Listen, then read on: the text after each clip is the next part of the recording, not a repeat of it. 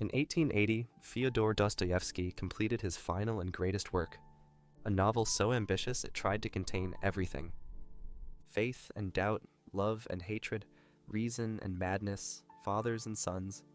A novel that asks the most dangerous question in human history: if God does not exist, is everything permitted? The Brothers Karamazov is not just a story. It's a battlefield where every great idea wages war.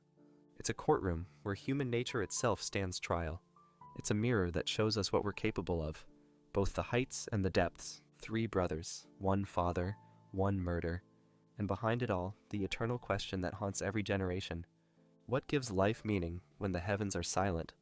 The Karamazov family is broken before the story even begins. Fyodor Pavlovich Karamazov, the father, a buffoon, a sensualist, a man who turned his life into a grotesque joke. He abandoned his children, squandered his dignity, and now, in old age, competes with his own sons for the affection of a beautiful woman. He represents appetite without conscience, the animal part of us that wants, consumes, and cares for nothing beyond its own pleasure. Dmitri, the eldest son, passionate, impulsive, torn between nobility and violence. He's a Karamazov in the fullest sense, capable of both sublime generosity and savage rage. He wants to be good, but constantly finds himself on the edge of destruction. He is the embodiment of feeling without restraint, the human heart in all its beautiful, terrible chaos. Ivan, the intellectual, brilliant, tortured, trapped in the prison of his own logic. He's constructed elaborate philosophical systems to explain why God cannot exist, why morality is a human invention, why everything is permitted. But his mind is eating him alive. He represents reason without faith, the cold, relentless intellect that can see through everything but cannot find anything to believe in. Alyosha, the youngest, gentle, loving, training to be a monk. He's the one who still believes, who still loves, who still sees God in the world despite all evidence to the contrary. But he's not naive, he's not blind. He's simply chosen faith over doubt, love over cynicism, hope over despair. He represents faith without fanaticism, the quiet certainty that love is the answer even when we don't understand the question. These three brothers are not just characters, they are three possible answers to the same question. How should we live? At the heart of the brothers, Karamazov lies one of the most powerful passages in all of literature. Ivan tells Alyosha a parable he's written, a story called The Grand Inquisitor. In Ivan's story, Christ returns to Earth during the Spanish Inquisition. He performs miracles, he heals the sick, people recognize him, and the Grand Inquisitor, the elderly cardinal who leads the Inquisition, has him arrested. That night, the Inquisitor visits Christ in his cell, and he delivers a devastating accusation. He tells Christ that he made a terrible mistake. When Christ was tempted in the desert, the devil offered him three things: bread, the power to solve humanity's physical suffering; miracle, the power to prove God's existence beyond doubt; authority, the power to rule and create heaven on earth. Christ refused all three. He chose freedom instead. He chose to let humanity struggle, doubt, and choose for themselves. And the Inquisitor says, that was cruel. The Inquisitor argues that humanity doesn't want freedom. We want security. We want certainty. We want bread. Freedom is a burden too heavy for most people to carry.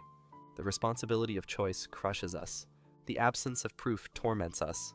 So the Church, the Inquisitor says, corrected Christ's mistake.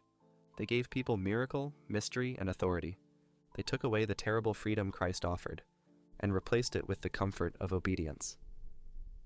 We have corrected your work and founded it on miracle, mystery, and authority. And mankind rejoiced that they were led like sheep once more. This is Ivan's argument.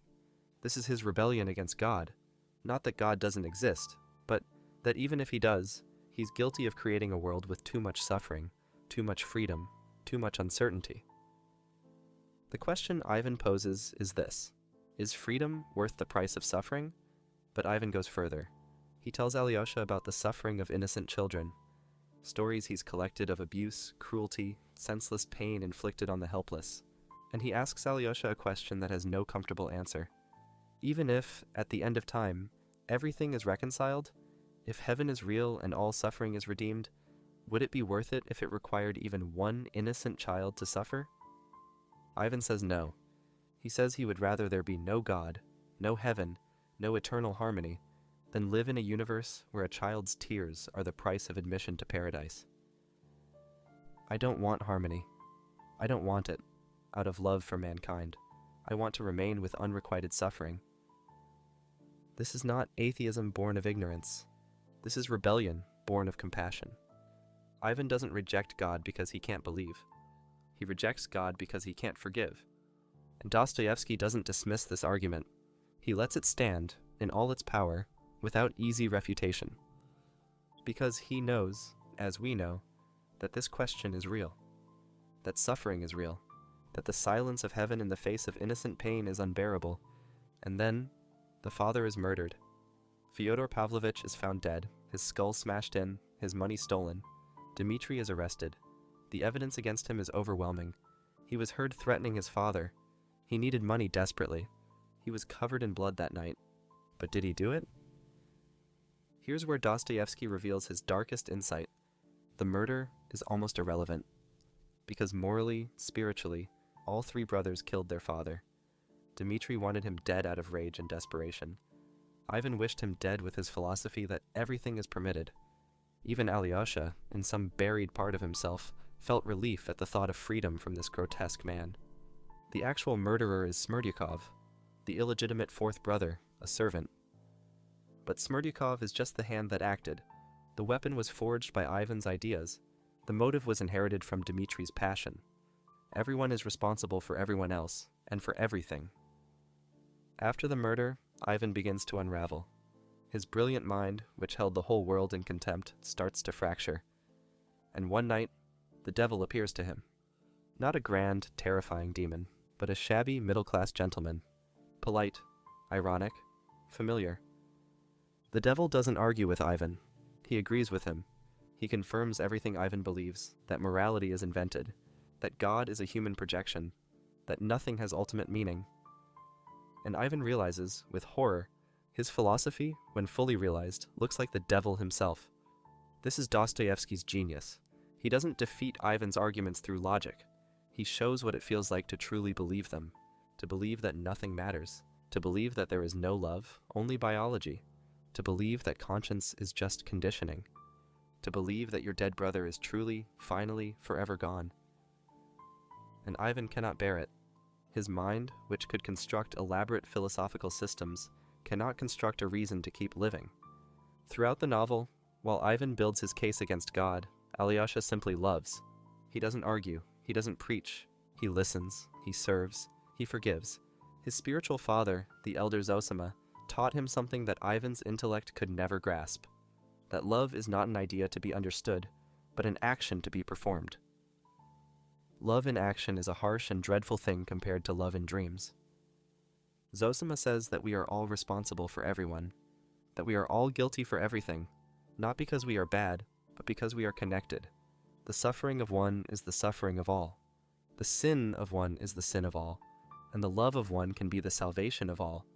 This is not naive optimism. This is a worldview that acknowledges every ounce of suffering Ivan catalogued, and still insists on hope. Not because suffering isn't real, but because love is more real. Dmitri's trial becomes a spectacle. The prosecution paints him as a monster, a passionate, violent, animalistic man who killed his father for money and lust. The defense argues for his innocence, portraying him as a victim of circumstance, of his own wild nature, of fate. But Dostoevsky isn't just putting Dmitri on trial. He's putting Russia on trial. He's putting modernity on trial. He's putting the human soul itself on trial. The question is not, did Dmitri kill his father? The question is, in a world without God, what prevents any of us from becoming murderers? And the jury, representing ordinary people, not philosophers, not saints, but common people trying to do right. They convict him. Not based on certainty, but on probability. Not based on justice, but on fear. Not based on truth, but on the need for an answer. Because we need someone to blame. We need the world to make sense. We need evil to have a face so we can pretend we're good. The novel ends not with resolution, but with a promise. Dmitri plans to escape to America with his lover, to start a new life. Ivan hovers between madness and recovery, his brilliant mind shattered. And Alyosha? Alyosha stands at the grave of a child named Ilyusha. The boy was sick, caught between cruelty and kindness, and finally died. His death is small, forgotten by history, meaningless in the grand scheme, except to those who loved him. Alyosha speaks to the boys who were Ilyusha's friends. He tells them to remember this moment, to remember how they loved this boy, to remember how they tried to be good to him. Certainly we shall rise. Certainly we shall see and gladly, joyfully tell one another all that has been. He plants seeds of love in these young hearts, not with philosophy, not with argument, but with memory and connection. This is Dostoevsky's final answer. Not a proof, not a system, not a neat conclusion, just love. Active, difficult, imperfect love. So what is the Brothers Karamazov really about? It's about the three paths available to us. Dimitri's path, to live by feeling, by passion, to embrace our animal nature while struggling towards something higher.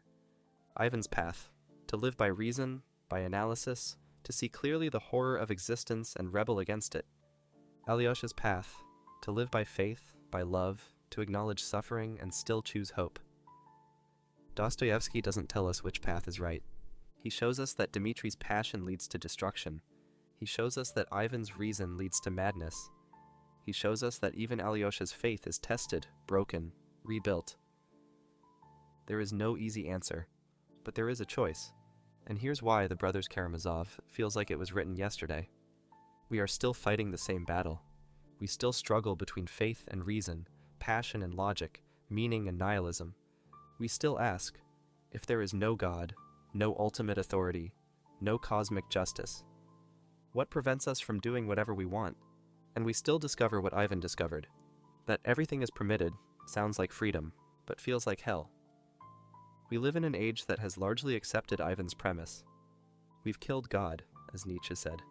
We've reduced morality to preferences, truth to perspectives, meaning to narratives. And like Ivan, we're discovering that this freedom is unbearable. That without something to believe in, life becomes exhausting. That without shared values, we cannot build community. That without meaning beyond ourselves, we cannot find purpose. The question Dostoevsky asked in 1880 is now our question. What comes after God? The Brothers Karamazov doesn't offer easy comfort. It doesn't prove God exists. It doesn't solve the problem of suffering. It doesn't explain why evil happens to the innocent. What it offers is something harder and more valuable. The courage to live without certainty. Dostoevsky knew what it meant to face death and meaninglessness. He stood before a firing squad. He suffered through epilepsy, addiction, poverty, loss. He looked into the abyss and felt it looking back. And he chose Alyosha's path anyway. Not because it was easy, not because he had proof, but because he understood. The alternative to faith is not freedom, it's despair. The alternative to love is not independence, it's isolation. The alternative to meaning is not clarity, it's emptiness. In the end, the Brothers Karamazov asks you to choose, not between believing and not believing, but between cynicism and hope, between detachment and love, between protecting yourself and risking connection. Ivan's question remains unanswered. How can we love a world that contains so much suffering? And Alyosha's answer remains insufficient. We simply must. The Brothers Karamazov is not a book you finish. It's a question you carry with you for the rest of your life. A question that whispers in the darkness. If nothing is certain, what will you choose to believe? If everything is permitted, what will you permit yourself to become? If love is not guaranteed to save you, will you love anyway? Love all of God's creation. Love every leaf, every ray of light. Love the animals, love the plants, love everything. If you love everything, you will perceive the divine mystery in things.